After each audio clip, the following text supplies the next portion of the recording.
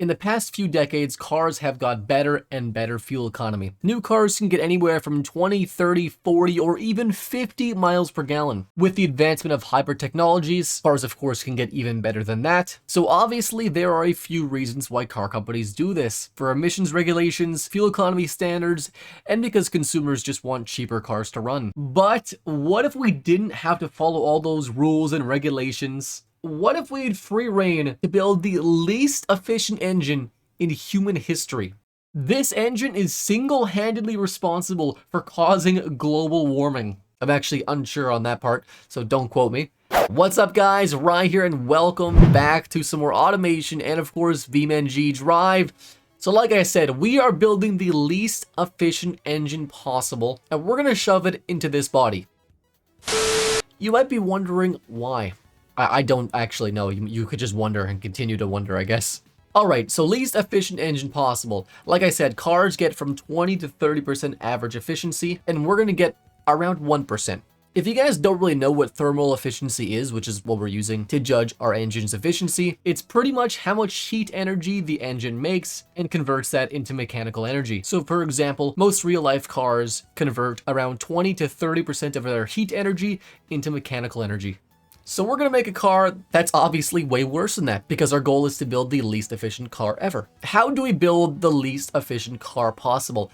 Obviously, it's going to be pretty heavy, it's going to have a big engine, and it's going to use lots and lots of fuel. So first things first, we need to choose a panel material. Well, since we're building the most American car ever today, basically, it's going to be good old-fashioned American steel because nothing is more American than steel. Next up, chassis type. Now, ladder would be heavier, and so we're going to use it. That's everything I have to say about that, to be honest. Next up, chassis material. We can use some fancy AHS steel or maybe even galvanized steel, but no, we're going to use good old-fashioned steel because it's heavier and it's just worse, and this car is not going to be good in any objective way. It's going to be a front-mounted longitudinal engine. It doesn't actually really matter for this, though.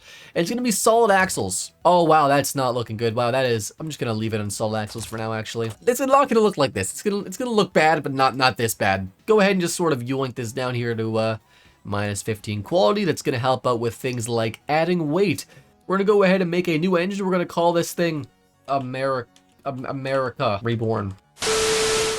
So before we continue with today's video, I want to give a huge shout out to the sponsor, Yahaha. Yahaha is a brand new user-generated content creation platform that specializes in 3D multiplayer games. With Yahaha, anyone can create and publish their own virtual experiences with ease. There's also no coding experience necessary or server knowledge. You can easily use the smart assets and components that Yahaha provides for you. Trust me guys, there's so many free assets in this that you'll never run out. It also seamlessly integrates and supports multiplayer, so you and your friends can play your games easily and quickly. So once you guys are done your games, you can easily publish them and play them cross-platform with literally the click of a button. Again, huge shout out to Yahaha for sponsoring today's video. Make sure to check out their early access for free. The link is going to be in the description down below. Seriously guys, check it out. Stop everything right now and check them out. Anyways guys, now let's get back to building a car. Alright, it's going to be an inline-6 engine, which isn't actually the engine most people would think of for being the most inefficient. I guarantee you guys can make a more inefficient engine with a V16, V10, or V8, but we're going to use an inline-6 because it's simple and it works. It's going to be a cast iron, direct acting overhead cam cast iron engine with quite low quality as well. It's going to be a max size. It's going to be 8.1 liter inline 6. Basically a truck engine, except in a very tiny race car. It's going to be billet steel with heavy duty forged and a very heavy balancing mass harmonic damper. And we're actually going to go plus A quality, which actually loses weight in the engine, but you'll see why in a second here. The lowest compression possible because that is a less efficient engine, and that's obviously the goal. Max cam profile, max springs and lifters, no VVT or VVL because these things will make the car a little more efficient. And we don't want that. And the quality, we're going to go ahead and just yeet that down there to minus 15 because we don't need that where we're going. I'm not sure where we're going, but, you know, we don't need it. It's going to be a twin turbocharged, max-sized intercooler engine with standard geometry and a journal-bearing turbo. It's going to be the max-sized turbo size and turbine size, and the AR and compressor trim, we're going to set that to 40. and it's going to be around 23 or so PSI of boost, which isn't an insane amount of boost for a modern engine, but to be fair, this is an 8-liter engine, so, you know, that's a fair bit.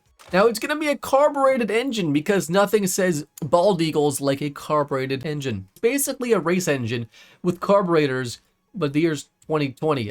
I'm not sure how this is going to function, but it's going to function, I'll tell you that. Performance high, intake manifold, it's going to be max size carb size, max size manifold size, and it's going to be a tubular race header with a max size and a max size exhaust size, as well as no cat, actually. We're going to have 2 mufflers on this thing because efficiency. And right off the bat here, before any changes, we're getting 0.2% engine efficiency, which is considerably less than what I actually got before.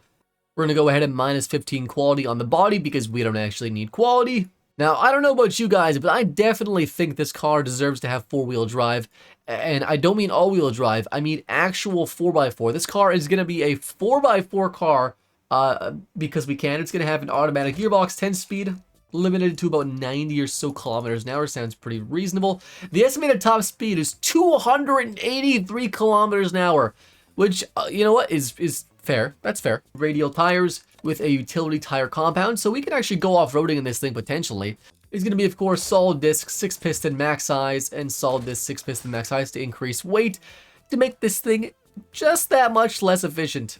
Next up is the aero settings. So we're going to go ahead and give this thing an off-road skid tray because this thing is going to be less fuel efficient with an off-road skid tray. Could this car even fit 3 seats? I feel like this is a 1-seater, but you know what? We're going to stick a 3-seat bench in there anyways. Lastly, suspension. This one's actually pretty easy. We're going to go ahead and give it hydro pneumatic suspension, active sway bars, and we'll just do a sport tune for now. I'll retune it later on probably.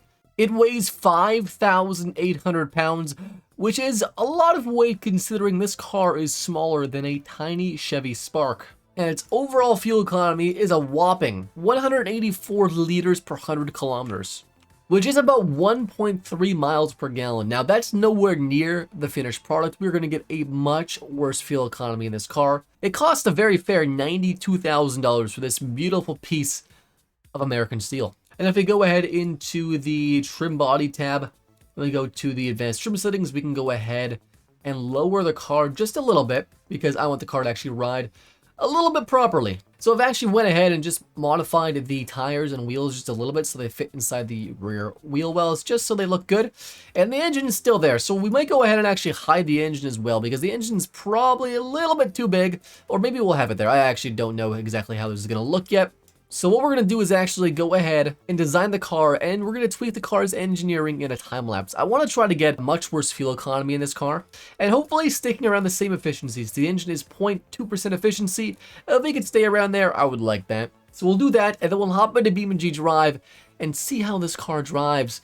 So sit back, relax, and of course, I hope you enjoy.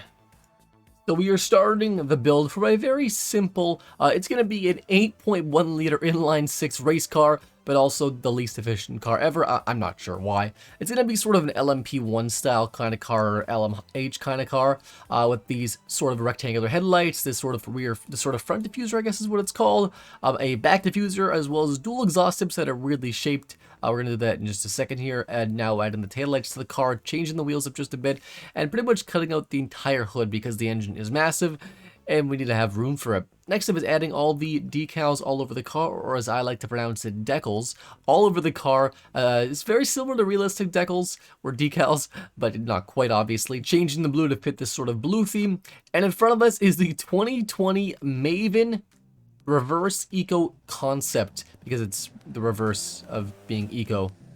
Yeah, that's pretty much it, guys.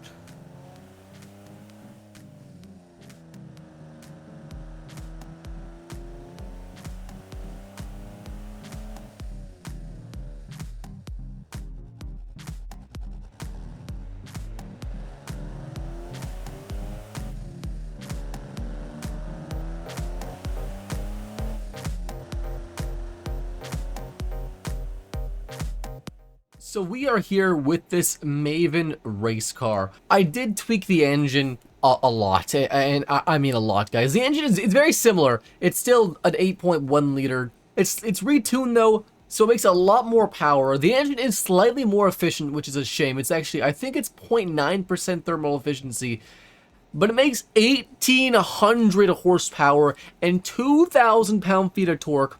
It gets much worse gas mileage as well. I think it's like 800 liters for 100 kilometers. This is West Coast USA. It's one of the city track circuits. This car obviously is not set up for really racing at all because it's terrible. So I thought we'd go ahead and see how terrible it is. Yeah, so it is actually very quick. 0 to 100 so far, 4.5 seconds spinning on paved surface. The suspension is a little bit weirdly wafty. We're gonna cut this corner here because I know we can. This is fine. Okay. Okay, no, we're not cutting that corner. This car could go so much faster, but it gets much worse fuel economy with this gearing. We're gonna go ahead and brake here. We're gonna turn. The brakes are terrible so far. They don't brake at all. Did you guys see this? I'm about looking. Oh gosh, I'm about watching the race. Wait, do you guys see the fenders here? Why are they wavy? What is that? Why are they like liquid? I don't understand. Why is it doing that? Is it just me, or does this car is not, this car's weird, you know? It's not good at all at anything. Except for having terrible fuel efficiency. Oh, we've lost our rear sort of diffuser. We're fine. Oh, wow. We jumped that. We were not supposed to go that far. There's our wing. Can we actually turn around here? It's so quick in a straight line. It's actually kind of shocking how quick this thing is in a straight line.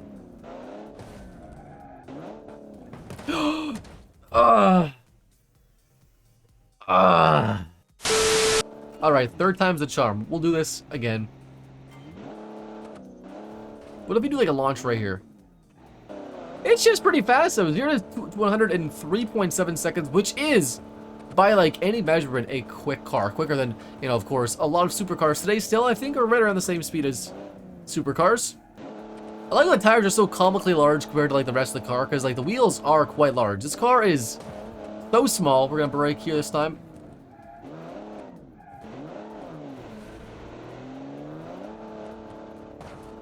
It turns so terribly.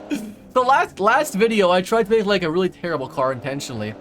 I mean, this car is obviously intentionally terrible too, but it's so much worse. This car is objectively horrible. Oh god, we're not gonna make the brake. We're braking. That's one way to stop. Yeah, it's probably fine. Honestly, guys, the worst part is a 2-minute 10 seconds so far lap isn't the worst that I've ever done on this track. It's not the worst somehow. All right, so this car just can't turn at all anymore at this point. This car has lost every and all capability of turning. Can we turn? Oh, there's the finish line. Perfect. A 2-minute 59-second lap time, which again, guys, it's not the worst. I mean, it's not in my top 50, but it's not the worst lap I've ever set. I swear. I think we're just gonna jump straight into the jump arena and see how this car jumps, because it's terrible. There's no ifs, ands, or buts. So lastly, we're here. This is the jump arena. Of course, we have to jump the car. One thing I want to point out is this car, I didn't like show off the looks. It looks pretty cool. This is like a little LMP1 kind of car. The taillights look kind of weird and wonky, but I love the dual exhaust. That's just cool, and the rear end's kind of menacing. The wing is cool. This car is just kind of neat. I would love to see a full-sized mock-up of this car, maybe with like a smaller engine, maybe like a 3-liter twin-turbo inline 6 with like 1,000 horsepower or something like that. But I think that'd be really cool. So we're gonna jump this car, see how it does here. I don't really have high hopes because the top speed's only 100 kilometers an hour, but we'll try our best. We're gonna leave it in drive here, probably shift it to neutral when we can. Why is the fender just wobbling? That's so strange. We're at top speed already. That's it. That's it. That's how anticlimactic that was. That was just depressing. But I mean, I'll leave a download link if you guys want to download this car in the description below. If you guys want to join my Discord, make sure to check out. Link is also in the description, guys. And the car, it did around 350 meters, which is not terrible. For some reason, it's crazy warped to the bottom. It's so flat, too, which is interesting. Overall, pretty fun car to drive, in a terrible way, obviously. It was a fun car to make, because I honestly spent hours and hours engineering this car. No joke, hours and hours trying to get, like, the most inefficient engine possible while still running, because in the newest version of the game, it's kind of sketchy in making bad cars. Again, a huge shout out to Yamaha for sponsoring today's video. Make sure to check them out, link down below. No, seriously guys, check them out right now. But anyways guys, thank you so much for watching. And of course, as always, I'll see you next time.